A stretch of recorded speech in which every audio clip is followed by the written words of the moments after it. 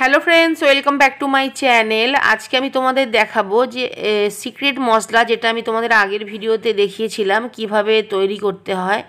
তো সেই সিক্রেট মশলাটা কিভাবে স্টোর করতে হয় আর কিভাবে সেটাকে রান্নায় ব্যবহার করতে হয়, সেটাই আজকে তোমাদের আমি দেখাবো।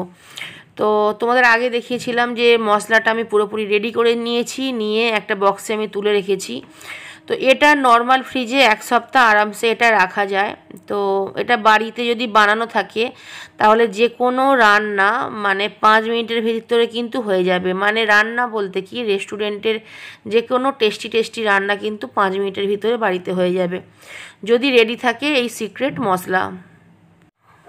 কিছুটা গ্রেভি তো আমি তুলে নিয়েছি, তোমাদের দেখালাম, আর কিছুটা গ্রেভি আমি কড়াইয়ে রেখে দিয়েছিলাম। তো তাতে আমি কিউব করে কাটা পনির, ক্যাপসিকাম আর পাতলা করে কাটা গাজর আমি অ্যাড করলাম। যেহেতু সবজি আর পনির এতে আমি অ্যাড করেছি, সেই জন্য আমি অল্প পরিমাণ নুন এতে অ্যাড করলাম। তোমরাও সেম জিনিস করবে। এই গ্রেভিতে চিকেন, পনির, মাশরুম, ফুলকপি, যে কোনো তোমাদের পছন্দের যে কোনো কিছু দিয়ে কিন্তু এই গ্রেভিতে খেতে পারো। এর টেস্ট হয় হালকা টক হয়, হালকা মিষ্টি হয়, হালকা ঝাল হয়, একদম মানে উগ্র নয়। টক মিষ্টি ঝাল মিশিয়ে এর গ্রেভির টেস্ট হয়, দুর্দান্ত খেতে হয়। যেটা রেস্টুরেন্টে হয়, আমরা তো খুব ইজিলি রেস্টুরেন্টে বসে অর্ডার দিই, তো অত তাড়াতাড়ি কিসের জন্য হয়? কারণ রেস্টুরেন্টে এই গ্রেভি রেডি থাকে। আজকের মতো বাই, থ্যাঙ্কস ফর ওয়াচিং।